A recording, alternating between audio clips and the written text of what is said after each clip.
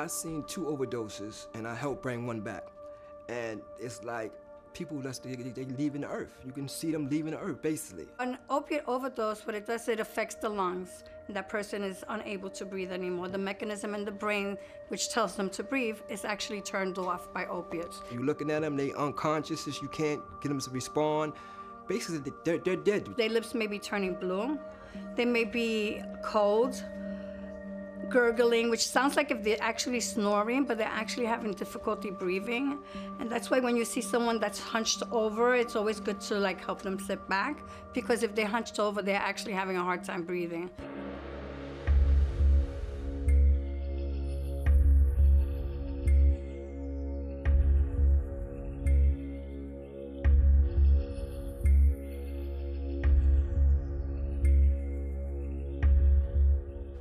You don't know you have fentanyl. You're just taking a chance. It's like a 50-50 chance. You buy a bag of dope. Fentanyl is 100 times more powerful than morphine. So a little speck of fentanyl could knock someone right out. Fentanyl, right, is up and coming because we've been hearing about it for a while now, and they use it to potent the heroin. So, you know, people have been overdosing all over the city.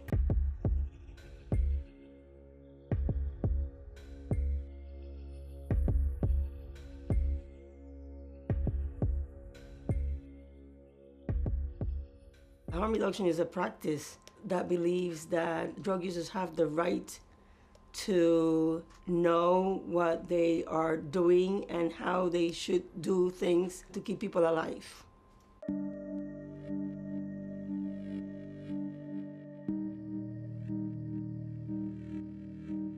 Now these are actually urine test strips, so we're using them in a different way. What's urine? It's mostly water, and it's been filtered through the kidneys. If I'm about to do a shot of heroin and I test it before I inject it, if I think there's fentanyl in it, I might do a little less or a little slower, and that's still not a bad harm reduction intervention. Testing drugs for fentanyl is something that people are going to take their time to do. People have been learning for decades now to use clean water, to use a clean surface, to use one syringe at a time every time they shoot. People are gonna do this as a routine. Hey, how you doing? Good, how are you today? I'm good. Do you need some help? Yes, I would like a strip to test if there's fentanyl present in the heroin that I'm using. Okay, so this is the strip that we're using. Right. Okay, so you're gonna take a cooker, right? Right. And once you load up your shot, you're gonna have this.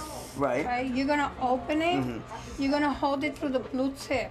Gotcha. You don't want to put this strip into your cooker with your dope in there. Reagents are slightly toxic. You don't want to prepare a shot, put one of these in, check it, and then draw your shot out of here and possibly introduce some other level of toxin into your body. Here's an empty bag of heroin. This is how I would do it if I was going to inject this heroin.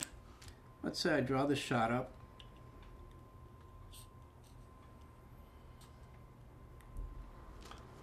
I'm going to put it aside for a sec. You don't want to touch the test part of the strip. So up top is blue. You want to handle here. And there's a line here. You don't want water above that. This is just plain water. It's actually sterile water that a lot of syringe exchange programs give out. Take a plunger from another sterile syringe and use it to just mix around to make sure that we get it all in. They say 15 seconds, you should submerge it. This is from the bag, which is positive. One line is positive. One line is a positive. One line's positive. 2 lines is a negative. I'm going to bring it to the community and give it to the people I know that use drugs and let them make the choices of their own if they want to do it or not, because these strips are so important and people need to have the education and have the access to these strips. Mix your cooker up as usual, same way you do, then draw into the syringe like you usually do. Then you do not shoot up yet. You add 1 inch of water into the residue in the cooker, then dip the end of this test strip. If it's 1 line there, it's fentanyl. If it's 2 lines, there's no fentanyl in your drugs. You know what I'm saying? Counterfeit drugs are being sold, so I might go and buy an Oxycontin in the park, and someone made it and it really has fentanyl in it. Now the problem is, like I said, fentanyl chocolate chips, it'll cluster together in a pill. So if I break off a little piece of this pill and crush it up and test it, there are no chips in this. It might say it's negative for fentanyl, and it's not. If you're going to crush that pill and snort it, put it on whatever surface you're going to snort it after, and then test what you crushed it in after you've crushed it and mixed it up, because that'll give you a more true reading. If I'm going to eat it, you know, I could just take that spoon and mix it into a glass of water, test this, and then drink it. Put a little water in here. I'm going to open it here. Go. And now we're going to wait for a moment.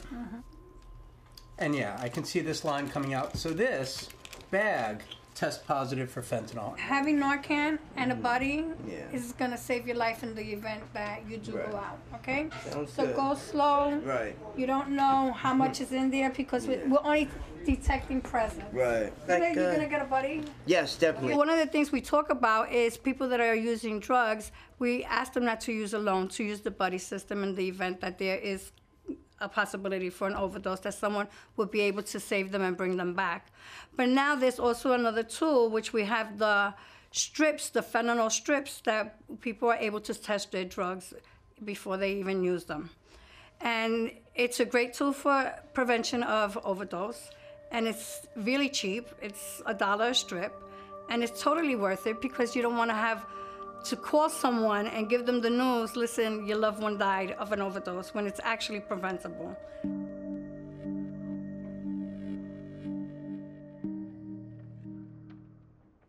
Just $1 can save a life.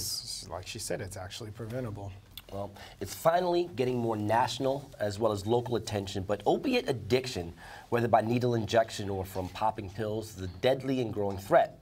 Here with us now to talk about some possible solutions to the danger of drug overdoses are two of the people we just saw featured in the video. Yeah, we want to welcome Van Asher from St. Anne's Corner of Harm Reduction.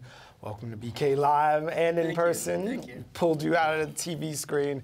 And from the nonprofit organization where our team actually shot that video, Vocal, that's Voices of Community Activists and Leaders. We also want to welcome their Director of Program Services, Evelyn Milan. Thanks for joining us. Thank you for having us.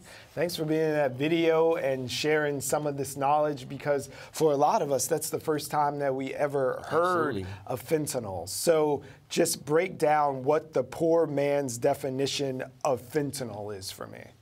Well, fentanyl is a synthetic opioid that's most commonly used for putting people under for surgery. It's used for pain treatment. There's a lot of fentanyl patches, which is a time release. Gotcha. That people had initially started using to draw that out and inject. And there's also fentanyl in a powder form, which is what we're seeing now, which is creating the overdose epidemic that we're up against. Okay, so how did this sort of epidemic come about, and how do we find ourselves in the throes of it? Well, one of the things is that, you know, people that have been using pain medication for a long time are now addicted to pain medication, right? Opiates, which we have the Vicodin, we have the Oxycontin, and others. So unfortunately, when the doctor says you can't use any more of these medications because either the insurance doesn't pay for it or it's time just to take you off because by law that's what it is, then the person is not really referred to a detox. They're like, that's it, your time is up and you're not getting any more medication. So what happens is they need pain medication. So heroin is like the perfect pain medication, right? So they're able to go out there and it's a lot cheaper to buy heroin than to buy Oxycontin in the street, which is going to cost you it could cost you up to $15 a pill. So heroin is a lot cheaper. The thing is that now, because fentanyl is in the scene, people are cutting the heroin with fentanyl. So you know, fentanyl is up to 100 times more potent than morphine. Yeah. And unfortunately, it's easy to get it into the States. So it's become like a wave. So this is Van. I wanted to go to you because we hear lots of people in the middle of America, right to our backyard here in Brooklyn, talking about this opioid outbreak, and it's an epidemic. But what we might actually be facing is a fentanyl epidemic. Yeah, clearly. And fentanyl is an opioid. And part of the thing is also I'm sure it's not just coming in from other places. It's simple chemicals that can be made on our home turf. So that cuts out having to smuggle it. Gotcha. And so much. It's also cheaper than heroin. So if I were to buy a kilo of fentanyl to distribute and cut up, I could just, the profit margin is so much greater. Yeah. That we're going to see. This is unfortunately going to become the new norm. And last year there were 55,403 fatal opioid-related overdoses in the United States. Right. And you know, we are coming up with this as a harm reduction initiative, so that number doesn't raise by 1. You said a harm reduction initiative, but you know, why do these sort of deaths from fentanyl happen in waves? Well, and I'm not sure if it's so much. I was talking to Evelyn about this before. I'm not sure if it's so much a wave as more of like a tsunami we're seeing, where it's going to be, it's in the food stream basically. Yeah. It's just going to be everywhere. We want these strips, and everyone's making the assumption that it's the best assumption to make sure that your dope already has fentanyl in it. But these strips, you can determine if there is. Unfortunately, they don't tell you a percentage, but then you can maybe inject a little less if you're going to inject, or go a little slower to prevent an overdose. Okay, well, you have everything sort of right here in front of you from the Overdose Rescue Kit. Can you tell us what's incorporated? Sure. Yeah. So we have our fentanyl strips. Here we have our one shot, which is you have your cooker, your syringe, and everything. The bag you're opening, that's the bag you're something that someone could encounter at an exchange? Right, at a syringe exchange. And it comes already ready. This is like for one use, you get rid of it. And we also have 10 packs for people that are going to be using more than one syringe, but injecting more than one time. So we have our cap, which is called the cooker, right? With the and it already comes prepared. So when the person is getting ready to use, what they do is they are able to mix their drug, draw it up into the syringe, right? So, and we have here water, right? Okay. Right? So, put the water in.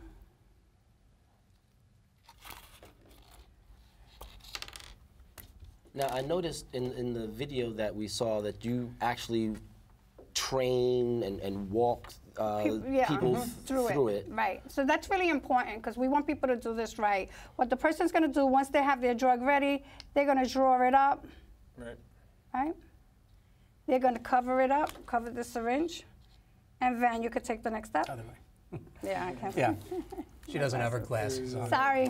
No, but so then we're going to hold that right there. Now comes time to test what's in the cooker. So now let's say my cooker is empty. I'll add a little water because I just want to test the residue. I can take the strip out, and I want to make sure. And it's enough to just test the residue, like we were saying. These it's are not initially like you intended. stick it in your cook and wait and churn it. And how did you find out about this? Well, I was talking with a friend of mine who had been arrested for drug trafficking.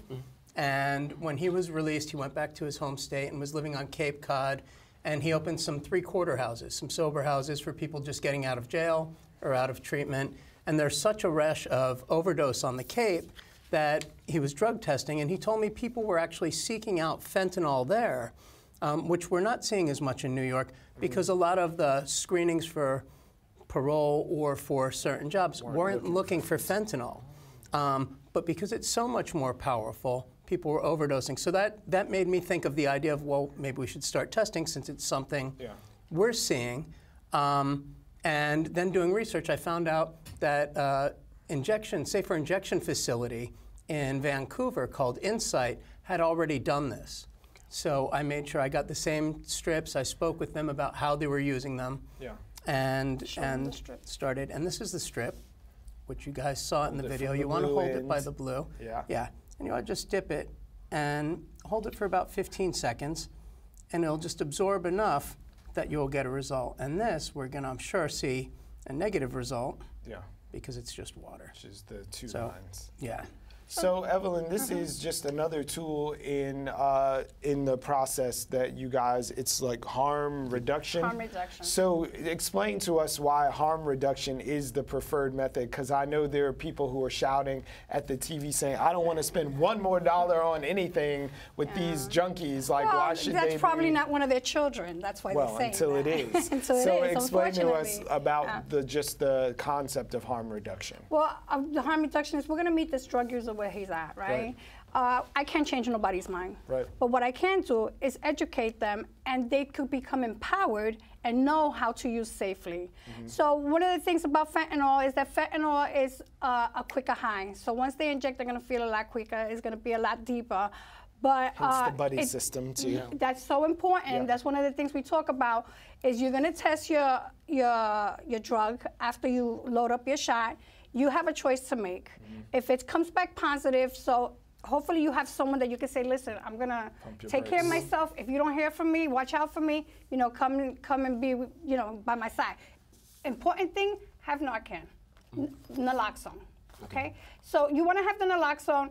But the naloxone alone is not going to do nothing for you, because if you're out, you can't take care of yourself. So help us out. The naloxone, we've all seen Pulp Fiction. Like you go stabbing into someone's chest and like, is that the reality of the situation? I think Ben will like What's that, the best way? I was going to say, I was an EMT and I had wished that was the case. Yeah. Unfortunately, that's Hollywood. Yeah. Naloxone, what you want to do is there are different ways you can administer it. There's a intranasal administration or intermuscular. Okay. And the intermuscular you'll want to put in the shoulder or the thigh. Okay. And the needle's big enough it could go through a jacket or anything. Gotcha. And the beautiful thing about this drug, it's going to reverse an opioid overdose, but if it's not an opioid overdose, it's not going to do any harm to the person. Gotcha. Okay, that's huge. Can you tell us a little bit about the economics of the urine test strips and the difference it can make in the life of somebody who's overdosing? Sure. Well, I mean, if we look at a cost analysis breakdown, if I use the naloxone, that's $30 to $60. But if I call 911 after, which they suggest, and I was an EMT and I was also a dispatcher, that phone call is going to be an average of $150 to $200, depending on if EMT basics or paramedics arrive at the scene. There's also, you have to pay the person who answered that call and the dispatcher. There's the triage nurse. Then there's the doctor in the ER. And if you're injecting, they're often going to put you on a saline drip because you may be dehydrated. So that $30 to $60 cost, at the end, you could receive a bill that's closer to $8,500. The strips, if I used one for each and every time I injected, and I was injecting 3 or 4 times like the median injector we're seeing is, that would be $1,100 a year. So actually, a lot of people are saying, well, $1 strip is expensive, but in the grand scheme of things, it's less than a coffee at Starbucks a day. What are the issues that you're finding, because the urine test strips weren't specifically made for this, you know, what are the problems that you're having getting access to it? Well, there's no problem getting access. I mean, they could just be ordered through a site. We're not finding support with some of the local agencies because they're not FDA approved. So the next step will be just having a study done, and there's some researchers we've spoken to that are looking into doing that, so they can then prove their efficiency in a lab, and then we'll be able to get more support. So is the political will there? Because I know we've been watching the back and forth with Congress for the last 30 years just about needle exchange programs and who's going to pay and how much they're going to pay, whether it's going to be for staffing or for needles or what responsibility the state has. So as we sit here in New York, is there a political will to move forward with this? We know Jersey, Christie is putting money into this issue, but how are we doing in New York? Well, in New York, I mean, it's always been a political hotbed regarding HIV and injectors. And when there was a response, prevention costs less than treatment is the bottom line. In the early 90s, there were when I got involved in this field, there were 250,000 injectors in New York City, and 54% were estimated to be HIV positive. By making sterile syringes accessible, that number has been cut down to below 3% and is held there since 2012. So on that same note, using that same thing, by making tools available to prevent HIV, if we make tools available to help prevent overdose, then cost-wise, it's going to be so much less. I mean, I know so many cities across saving lives America. and saving money. Yeah, and so many cities across America right now, their morgues are past capacity. And they're having to use storage containers outside, like in Ohio currently, because of the opioid overdose, which is fentanyl related. Yeah. Wow. And besides that, you know what? This is someone's child. The sad thing is that if we don't take care of this, more of our people are going to be dying. More mothers are going to be receiving that phone call. More families are disrupted. The children no longer have a father or someone that's been financially taking care of the house. You know, regular people, these are regular people. Yeah. They're our people. Mm-hmm. And one thing I'm trying to do is reach out to street-level drug dealers because they're going to be targeted, but they often don't know what's in their product because let's say you put a package on the street, sold it to him, sold it to her, sold it to me, and now I'm distributing it. Okay. Someone may have stepped on it along the way and added fentanyl in it and stretched it out. Of course. Not necessarily me. But no one's half the battle. Exactly. I think we are completely out of time. Thank you so much for the amazing work that you do. Thank you for having us. And we want to have you back again soon, all right? Excellent. Cheers. Thank you. Thank you for having us. Thank you.